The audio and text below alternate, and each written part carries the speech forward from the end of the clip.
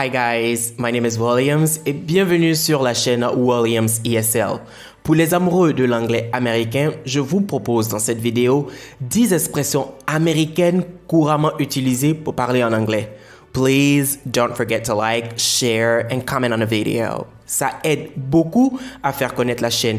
Et si vous restez jusqu'à la fin de la vidéo, je vais vous donner une expression en plus, en bonus. So stay with us until the end and thanks so much for choosing Williams ESL.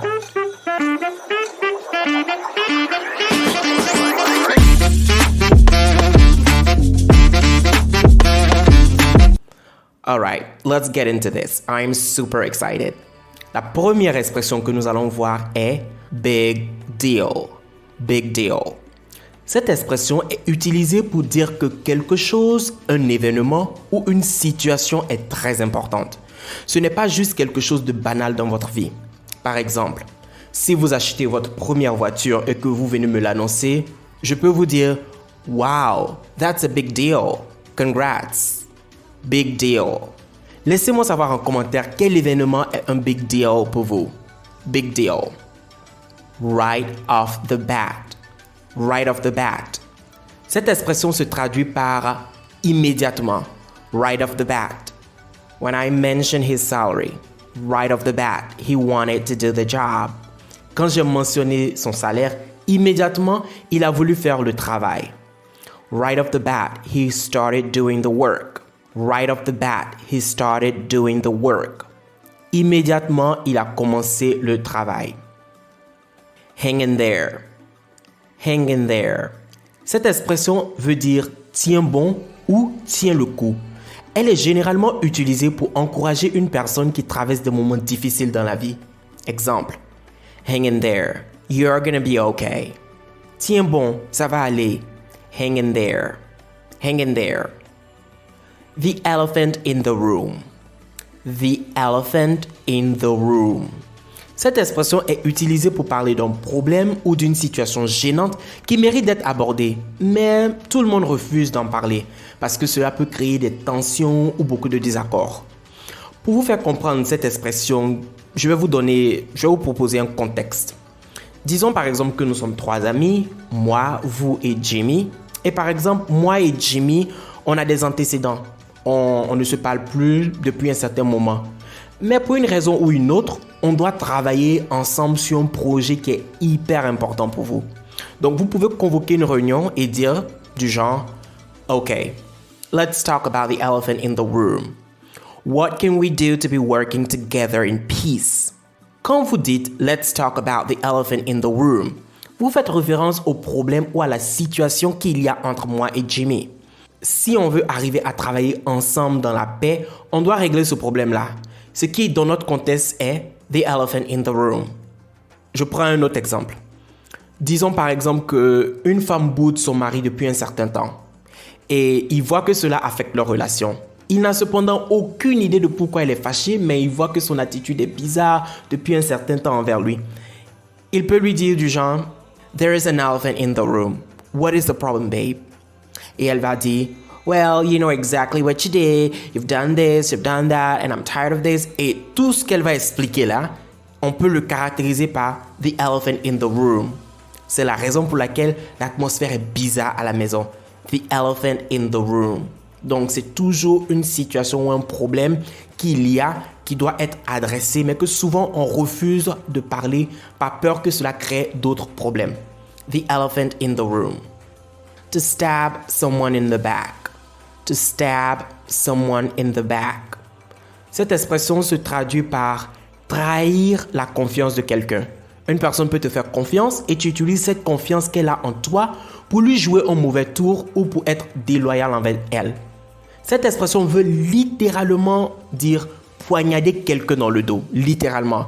Mais elle est utilisée généralement au sens idiomatique pour parler de quelqu'un qui abuse de notre confiance. To stab someone in the back. Je prends un exemple. She stabbed him in the back when she cheated on him with his best friend. Elle a trahi sa confiance quand elle a trompé avec son meilleur ami. Wow, that situation is messed up. So, allons à la prochaine expression. Off the hook. off the hook. Cette expression est utilisée pour dire que quelqu'un n'est plus dans une situation de problème ou une situation de péril. Quand tu es off the hook, c'est comme si tu es sorti d'une situation vraiment néfaste pour toi. Je prends un exemple. When he found the money he had lost, he was off the hook. When he found the money he had lost, he was off the hook. Quand il a retrouvé l'argent qu'il avait perdu, il s'est sorti du pétrin. Parce que s'il n'avait pas trouvé l'argent, il allait être dans le pétrin.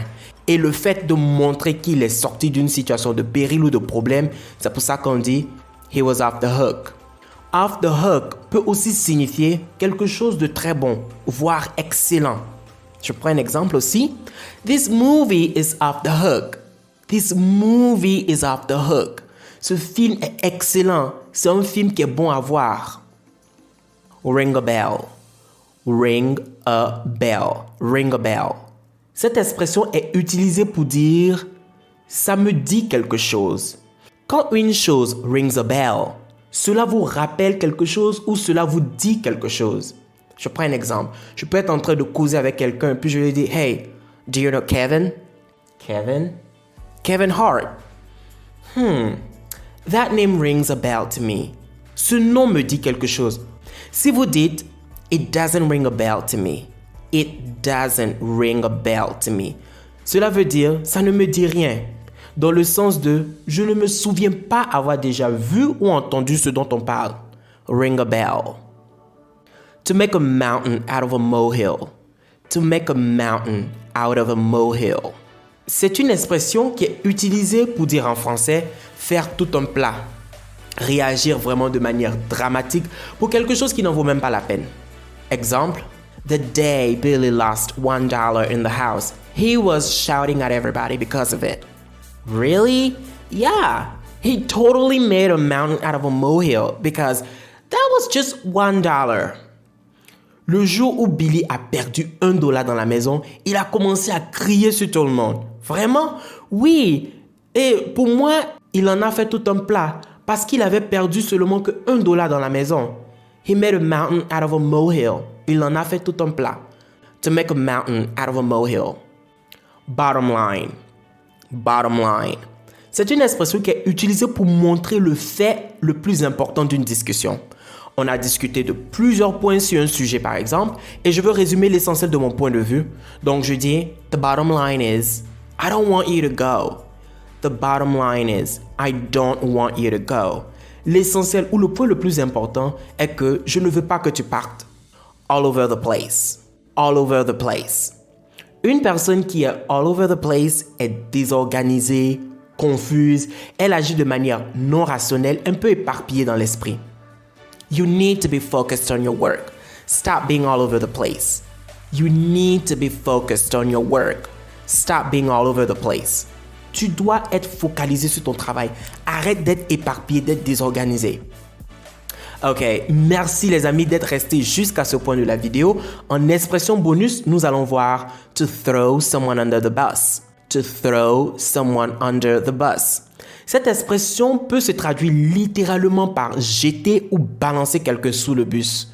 Cependant, cette expression est utilisée pour notre pensée. C'est une expression idiomatique en fait. To throw someone under the bus exprime la notion de blâmer ou accuser quelqu'un pour sauver sa propre image ou sa réputation devant les autres. Je prends un exemple. We planned together to steal, but when we got caught, she threw me under the bus and she said it was my idea. We planned together to steal, but when we got caught, she threw me under the bus and said it was all my idea. Donc, nous avons planifié ensemble de voler, mais quand on a été attrapé, elle m'a accusé en disant que c'était mon idée, c'était moi qui voulais qu'on vole et qu'elle n'était pas vraiment impliquée là-dedans.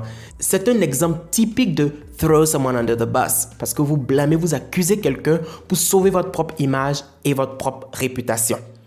Alright guys, that's it for today. I was super excited to be with you all this time.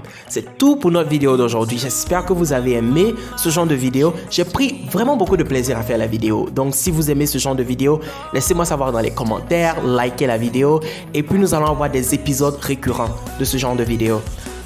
That's it for today. As I said, we talk later. Thanks so much for your support. Don't forget to like and subscribe. Goodbye for now. Bye.